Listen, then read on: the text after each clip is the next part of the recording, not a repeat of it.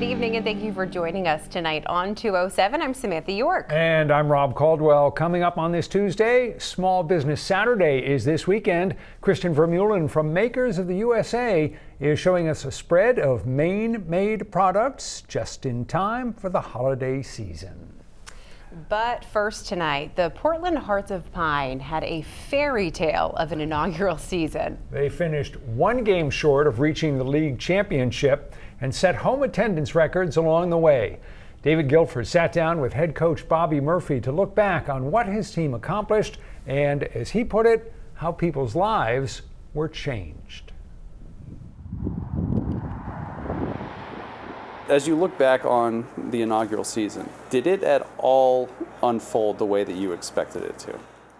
I think there's a lot of different angles to that. I think, when you take these jobs in the USL, you hope that the support's going to be there. And I think one thing that was true is that this was a city in search of a team, a community in search of a team, where so many clubs in our league they put down a franchise and hope a community builds up around it. So I think I was really fortunate to walk into that. And I think that first night at the State Theater for the jersey reveal, it really hit that this was going to be something special. And then it just kept getting better and better, with the support, the games in Lewiston, the way the fans turned out at Fitzy. It surpassed, in that sense, it surpassed all expectations. On the field, I think, we did what we wanted to do. We wanted to solidify ourselves in the league, get in the playoffs, and then give ourselves a platform to move forward. So I think I give it an A+. An A+? An A+. I remember early on, it might have been ahead of the first match, you laid out the amount of season tickets that were sold, how quickly they were sold, and you impressed that upon them. This is 5 years in the making. Tonight is 5 years in the making. 90% of all available tickets to see you play at home this year are sold. 7,000 plus jerseys have been sold. How did the level of support from fans influence how you coach this team? I don't think it changes how I coach because I'm going to do what I'm going to do. But what it does do is it should, right, make you acutely aware of how lucky and how grateful you should be to be here, right? And to have people that, nobody cared what I was doing when I was 22, 23 years old. These guys have thousands and thousands of people who come to watch them play and live and die with every moment.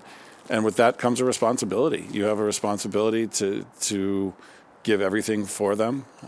They're paying their hard-earned money. They're screaming, win or lose. You have a responsibility to give your best. And I think that was the message, right?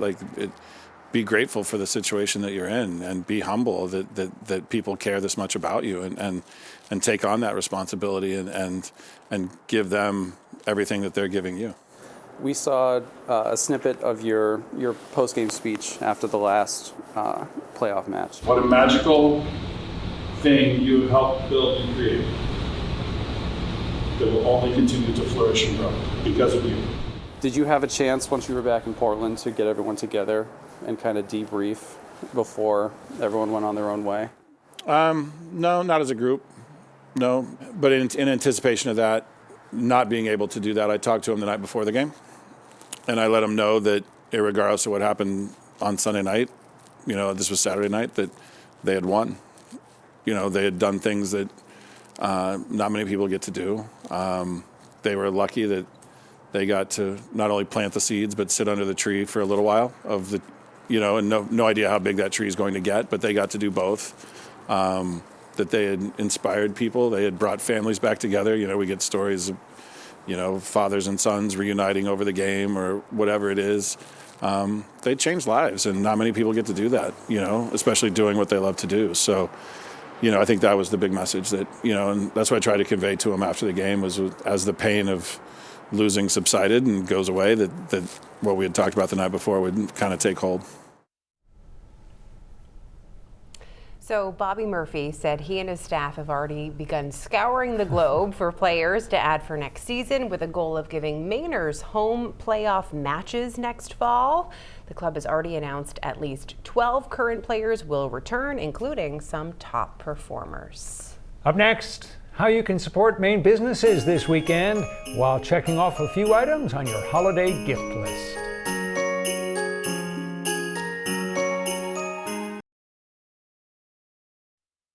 Small Business Saturday is this weekend, and if you're looking to shop local, maybe cross off a few things on your holiday gift list, now is your chance to do it. Kristan Vermeulen, who is the face behind Makers of the USA, is in the 207 studio with us, looking at a spread of products that you can get right here in Maine. Always good to see you. Always great to see you. Thanks for being here. Where do you want to start? Oh, you know what? Let's start with these huge bows that are over here. Beautiful. Oh my goodness. My great friend Bethany Field, she's the owner of Original Maine, where she takes the Original Maine state flag. Emma put some flags, totes, accessories, you name it. But she actually wanted to do something a little different this year and offer bow making workshops out of her studio off Anderson Street. So go to her website, see if you can bring your own fabric to make your own bows or borrow some from her. But she uses chicken wire to make the bows. They're huge, but she also has some smaller options as well. So great for the holidays. I'm definitely putting mine on my front door this year. A statement piece. I love it. I love it. All right, so what else do we have here? And we also have the Lisa Med Spa.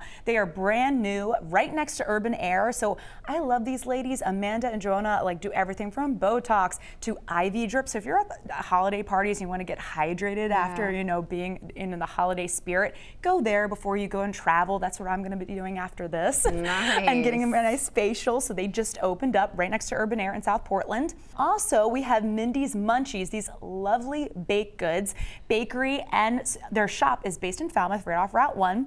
Marlo and her husband Troy have been doing this for a little while now, and they want to offer, chocolate covered pretzels, marshmallows to kids, families. They use them as corporate gifts. They can do custom branding with that. So think about gifting for the holidays, doing baked goods. They're pretty too. I know, they're awesome. And they also have Hanukkah ones in there too. I love those cookies. They're so awesome. All right, who else do we have? And we also have Glass Paradox.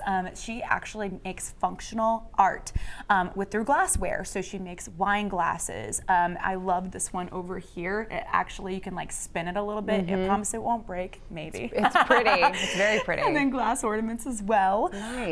And then we have Wary Mirror. This is a company based right down the hill from me in Cumberland. It's right here. Yes, with the soaps and candles. And so they do collaborations really with Disney, Shopify, Cash App, and they're designers and visual artisans that bring designs to life, but they also have a tangible product that goes with it. The soaps are beautiful. I mean, look at that.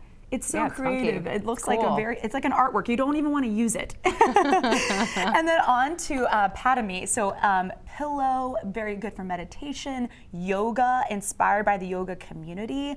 It's women owned and also all made in Maine, from the fabrics to production. And I believe it's very sturdy, and you can use the lotus design to put your sits bones in to make yourself feel comfortable when you're meditating. But it can be used in libraries, if you're sitting down reading a book to your children. Perfect gift. And this one actually has a strap with it, so you can carry it with you wherever you go. Nice.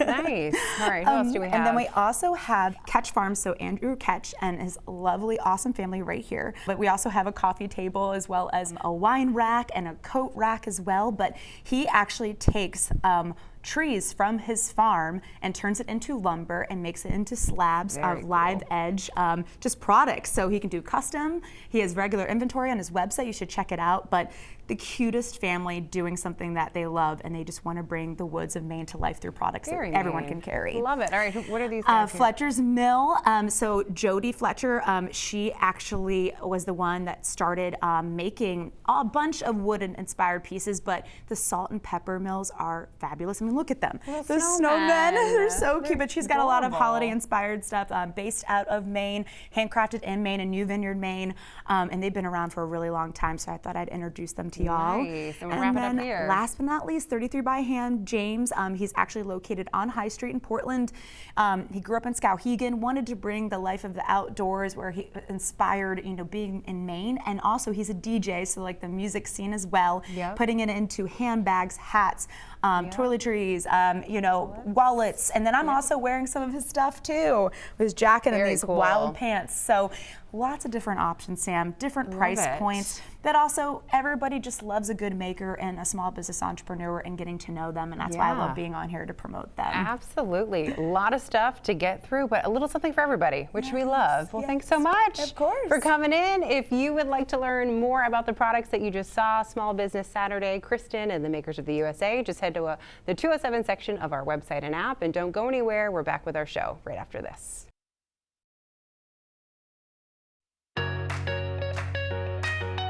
Hey there, it's time for your weekly dose of Maine Things to Do. It's your chance to hear about all the fun happening around our state this week. People send me their events through our website, newscentermaine.com/mainethingstodo, and then we do this. Ready, set, go. Gobble, gobble. Thursday is Thanksgiving. There are free community dinners being hosted around the state. Just check in with your local church or town office to find one in your area. And of course, have a safe and happy holiday, and please make sure you save room for dessert. All right, we've got a few multi-day events for you to check out, starting with the Shop into the Holidays for a Cause Craft and Vendor Fair. It's happening Thursday through Sunday at the Auburn Mall, and the event benefits the Greater Androscoggin Humane Society. The flyer says the event starts at 10, and organizers say there will be a little something for everyone, and you're more than welcome to bring a donation for the animal shelter as well. The Maine Celebration of Lights kicks off this Friday at the Cumberland Fairgrounds, so just imagine driving through a 1-mile display of over 1 million twinkling lights to really get you into the holiday spirit.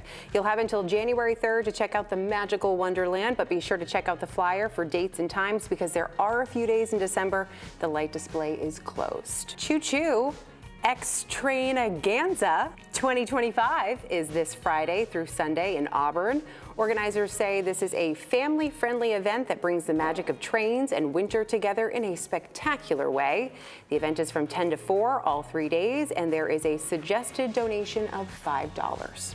Small Business Saturday is this Saturday, and there's a fun way to celebrate it in the Mid-Coast. It's called the Holiday Hop, and it's pretty simple. You visit participating businesses, collect a stamp and a gift, and if you visit all 6 businesses that are participating, you get entered for a chance to win a grand prize. Just check out the flyer for details. The Blessings in a Backpack Jefferson Village School Holiday Craft Fair is this Saturday in Jefferson.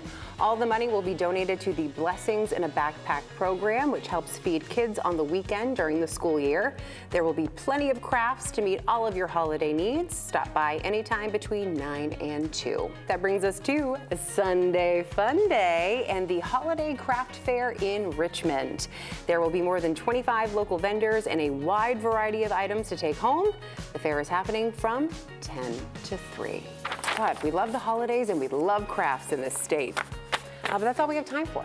Pretty good list. And that is Maine Things to Do this week. As always, if you know of an event or happening in your hometown or community, send it my way. Send it through our website, newscentermaine.com/mainethingstodo. Try to give me at least a week's notice, although a 2 weeks notice would be better. I'm Samantha York, and remember, if you are bored in Maine, please, it's your own darn fault. See you next time. In the lead up to our nation's 250th birthday next July, we're taking a look at Maine's role in the American Revolution.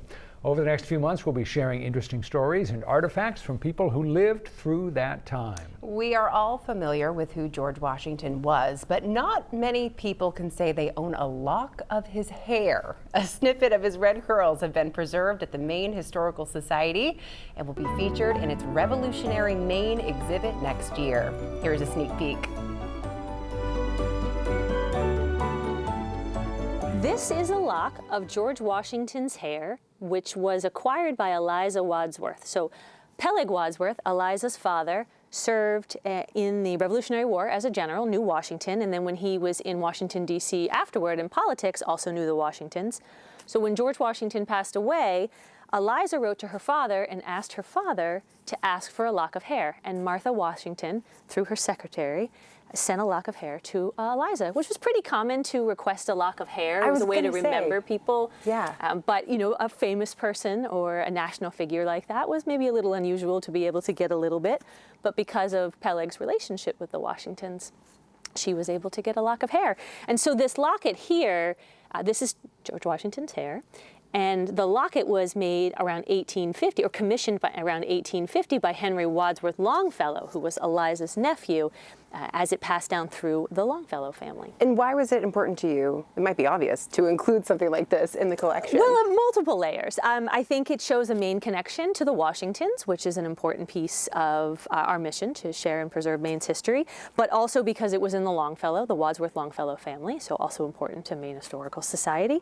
But it also really demonstrates American memory and the way that people preserve and remembered the Revolution. And, you know, in the middle, by the 1850s, you're several generations past.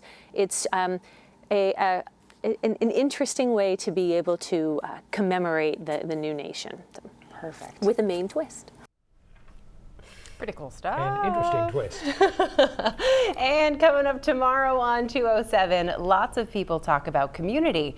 But what does that really mean? In Boothbay Harbor, it means there really is such a thing as a free lunch. Every Monday in the winter, local groups and businesses do the cooking and then open the door to all who want to come. It's a place of hot food and warm greetings where everyone seems to be happy to be part of it. There's people, and they'll tell you, and I can see 6 of them right from here. This is the highlight of their week, and they wait for summer to get done so that they can come back. Tomorrow on 207, Don Kerrigan drops by the Community Lunch, which is about a lot more than just food. Thanks so much for joining us tonight on 207. Before we go, we have music from Sparks the Rescue. They're doing a 20th anniversary show tomorrow night at the State Theater. Here's their song, Autumn. Have a good night. I think back to the summertime. I would cross through these state lines. Like you were always on my mind. And yeah, it should not be this hard to see. How to get from point A to B without losing sleep. Without losing sleep. And I will follow these electric lights. With my electric heart, I then will find a way through all these damn state signs. 'Cause I'll be there, I will wait by your side. Ooh, by your side. I think back to the summertime.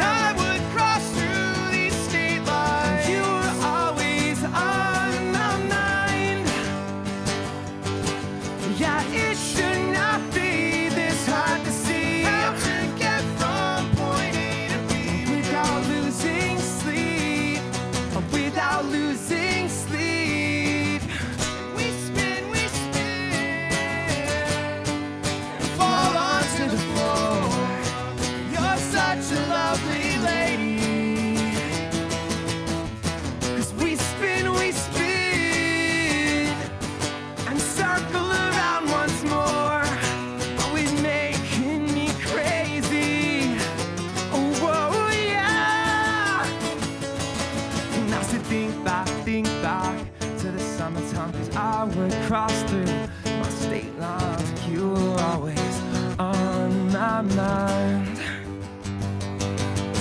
But it should not be this hard to see. How to get from point A to B without losing sleep. Without losing sleep. Well, think back to the summertime. You were always on my mind. Baby, it should not be this hard to see. How to get from point A to B without losing sleep. Without losing sleep. Nice.